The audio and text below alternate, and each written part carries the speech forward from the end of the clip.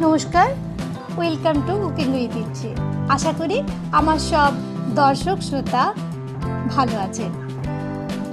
देखते पाच्छेन आमी एखाने कतगुलो रसुन निয়েছি।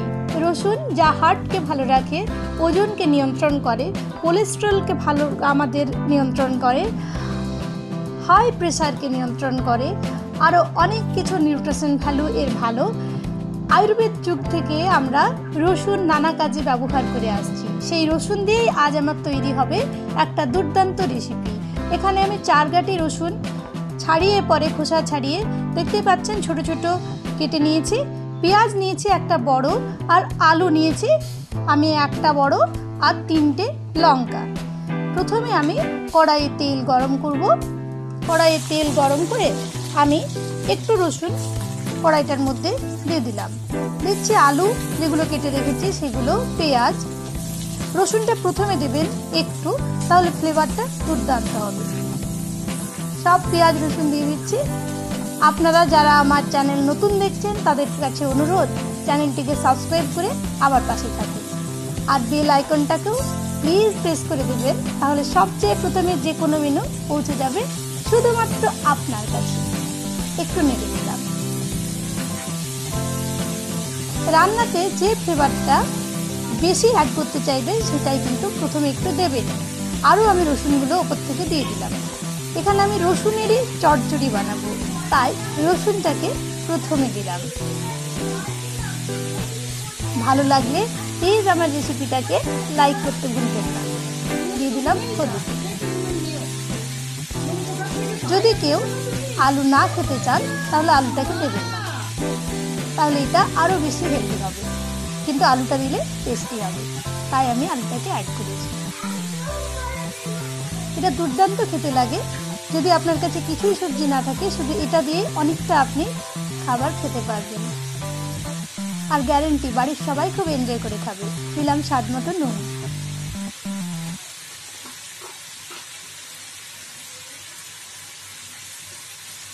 হালকা একটু মিষ্টি দিলাম, চাইলে অ্যাভয়েডও করতে পারেন। দেখছেন একটু ফ্রাই হয়ে গেছে। এটাতে কিন্তু আমি কোনো রকম জল এখনো অবধি ইউজ করিনি। ঢেকে দিলাম 10 মিনিটের মতো। এটা যত টাইম নিয়ে রান্নাটা এটার করবেন তত হেলদি হবে। দেখুন সেদ্ধ হয়েছে কিনা মাঝে মাঝে চেক করতে হবে। একটু নেড়ে দিলাম, আবার 5 মিনিটের জন্য ঢেকে রাখবো।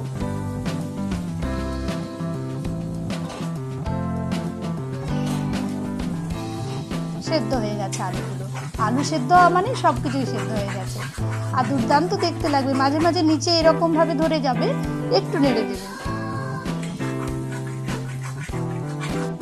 খুবই সিম্পল আর খুবই টেস্টি একটা রেসিপি। এখানে আমি 2 চামচ সর্ষে বাটা নিয়েছি, লঙ্কা দিয়ে বেটে নিয়েছি এটাকে আমি। ওটাতেও আমার একটু লঙ্কা রয়েছে, দিয়ে দিলাম সর্ষে বাটাটা। সর্ষে বাটা দিয়ে এইবার আমি 3 চামচের মতন, বড় 3 চামচ জল দিলাম।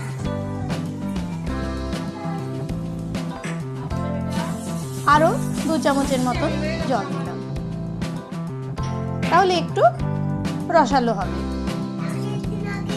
একটু সর্ষের তেল দিলাম। পুরো রান্নাটাও কেউ সর্ষের তেলে করতে পারে, তাহলে আরো ভালো ফ্লেভারটা হবে। একটু নেড়ে চেড়ে নিচ্ছি।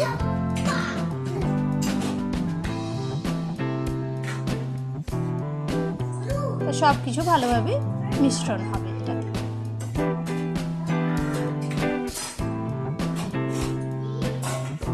এইবার আমি ঢেকে রাখবো মিডিয়াম ফ্লেমে 5 মিনিটের মতো। 5 মিনিট পরে দেখতেই পাচ্ছেন কি সুন্দর সবকিছু একসাথে মিশে গেছে, আর দুর্দান্ত ফ্লেভার হবে। আর গ্যারেন্টি দিচ্ছি যে এটা খেয়ে আপনি আমার চ্যানেলের নিশ্চয়ই একজন দর্শক বন্ধু হয়ে উঠবেন। দেখুন আমি সাজিয়ে দিয়েছি। আজকে রেসিপি রেডি। চোখ রাখুন নেক্সট রেসিপির জন্য, আর চ্যানেলটিকে সাবস্ক্রাইব করুন। ধন্যবাদ।